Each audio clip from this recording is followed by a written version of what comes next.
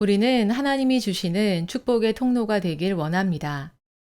우리의 삶을 통해 하나님의 영광이 드러난다면, 구원의 기회를 얻는다면, 위로와 격려를 얻는다면 이 얼마나 영광스럽겠습니까?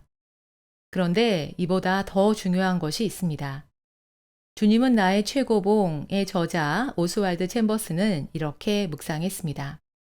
우리는 통로가 되기 위해서만이 아니라 하나님의 아들과 딸이 되기 위해 구원받았다. 하지만 우리는 하나님을 믿기보다 하나님을 위해 일하곤 한다.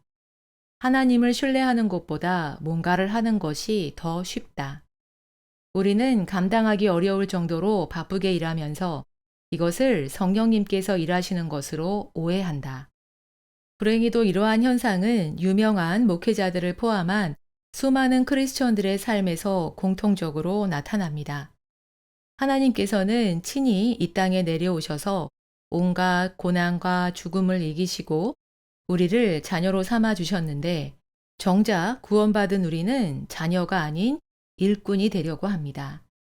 너무 바빠서 기도하지 못하고, 너무 바빠서 성경 읽지 못하고, 너무 바빠서 주님 앞에 잠잠히 앉아 그분의 임재를 느끼지 못합니다. 이것은 아이러니를 넘어 비극입니다. 엄밀히 말해 인간은 하나님을 위해 일할 수 없습니다. 하나님께서 그분의 계획에 우리가 참여할 수 있는 영광을 주실 뿐, 실은 하나님께서는 홀로 모든 일을 하실 수도 있습니다.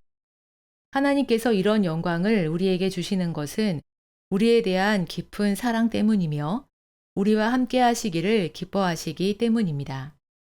그런데 정작 사랑의 관계는 맺지 못하고 그저 일꾼으로 전락한다면 이것이 하나님의 의도이며 하나님의 기쁨이겠습니까? 우리는 하나님께서 우리가 모든 것을 포기하길 원하신다고 생각한다.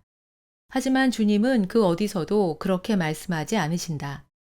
주님은 가장 가치 있는 단 한 가지, 즉, 주님과 함께하는 삶을 위해 모든 것을 포기하라고 하신다.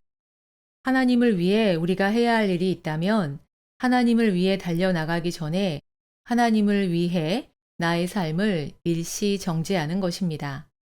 그리고 일꾼이 아닌 자녀로서 아버지 앞에 고요히 머물러야 합니다. 주님과 함께하는 삶이란 바로 이런 삶을 의미하는 것입니다.